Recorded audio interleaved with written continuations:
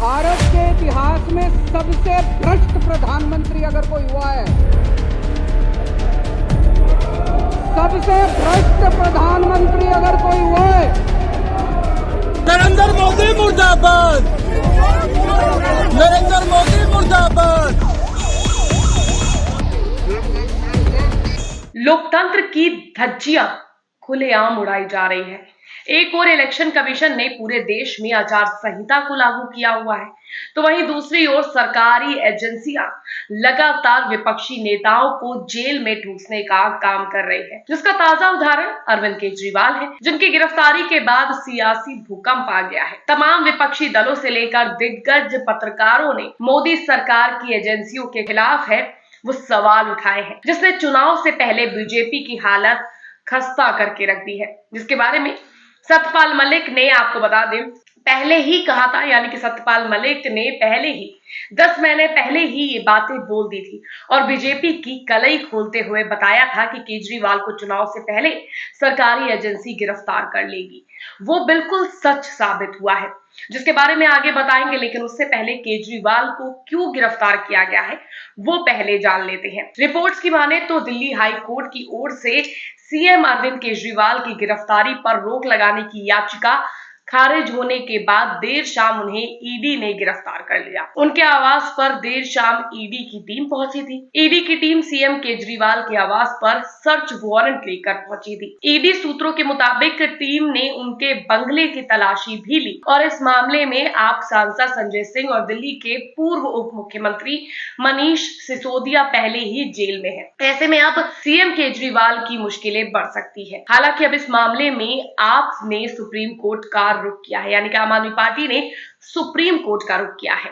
किस मामले में गिरफ्तारी हुई ये भी शॉर्ट में आपको बता देते हैं। दरअसल दिल्ली सरकार ने 17 नवंबर 2021 को नई शराब नीति लागू की थी। इस नीति के तहत राजधानी को 32 जोन में बांटा गया, यानी कि 32 जोन में बांटा गया। हर जोन में 27 दुकानें खोलने की बात कही गई। इस तरह से पूरी दिल्ली में 849 शराब की दुकानें खोली जानी थी। इस नीति के तहत सभी सरकारी ठेकों को बंद कर सभी शराब की दुकानों को प्राइवेट कर दिया गया, जबकि इससे पहले दिल्ली में शराब की 60% दुकानें सरकारी और 40% प्राइवेट थी। नई नीति लागू होने के बाद सभी 100% शराब की दुकानों को प्राइवेट कर दिया गया।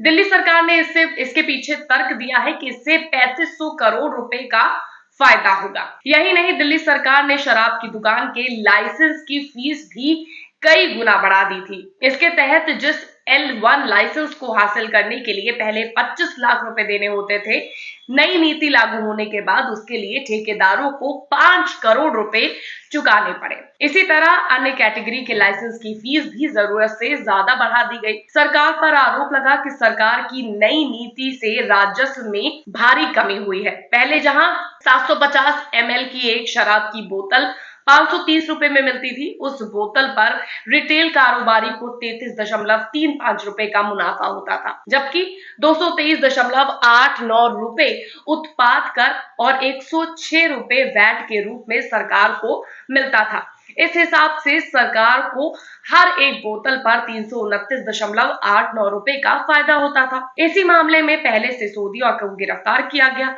फिर संजय सिंह और अब दिल्ली के मुख्यमंत्री अरविंद केजरीवाल को गिरफ्तार किया गया है, जिसके बाद हंगामा मचा हुआ है। देश के दिग्गज पत्रकार प्रशांत टंडन ने ईडी की कार्रवाई पर सवाल उठाते हुए एक ट्वीट किया और लिखा है कि मॉडल कोड यानी आचार संहिता लागू हुआ है और देश का प्रशासन चुनाव आयोग के अधीन है। क्या ईडी ने अरविंद केजरीवाल को गिरफ्तार करने से पहले चुनाव आयोग से इजाजत ली है? केजरीवाल एक राष्ट्रीय दल आम आदमी पार्टी के संयोजक है। क्या इलेक्शन कमीशन ईडी से पूछेगा कि उसने पूछे बगैर कार्रवाई क्यों की? यानी कि आचार संहिता लगने के बाद जब ये तमाम जो जिम्मेदारियां होती है वो चुनाव आयोग के अंदर आ जाती है और उससे इजाजत लेनी पड़ती है, तो क्या इस गिरफ्तारी से पहले चुनाव आयोग से परमिशन ली गई? वहीं देश के जाने माने पत्रकार रवीश कुमार ने भी सरकार पर सवाल उठाए और ट्वीट किया और लिखा है कि क्या 2024 का रिजल्ट घोषित हो चुका है? आप कोई भी सर्वे लाइए, कोई भी डेटा लाइए, सब सही हो जाएगा। कहीं से फिट कर दीजिए, सब सही हो जाएगा। 400 की जगह 543 लिख दीजिए, सही हो जाएगा। विपक्ष का मुख्यमंत्री भी सुरक्षित नहीं, हेमंत सोरेन गिरफ्तार, केजरीवाल गिरफ्तार, कांग्रेस का खाता बंद, विपक्ष सहित चुनाव जनता तय करेगी या जांच एजेंसी, बेकार का सवाल। वहीं आपने सुना कि अरविंद केजरीवाल की गिरफ्तारी को लेकर रवीश कुमार ने सीधे कह दिया कि अब तो रिजल्ट घोषित हो गया है, अब कोई भी आप सर्वे ले आइए, कोई भी डाटा लाइए, सब सही हो जाएगा, कहीं से फिट कर दीजिए, सब सही हो जाएगा। आप 400 सीटों की जगह 543 भी लिख देंगे तो भी सही हो जाएगा। जब मुख्यमंत्रियों को, विपक्ष के आप नेताओं को जब जेल में ठूस रहे हैं, विपक्ष रहित जब चुनाव होगा तो जनता तय करेगी या एजेंसी, ये बेकार का सवाल है।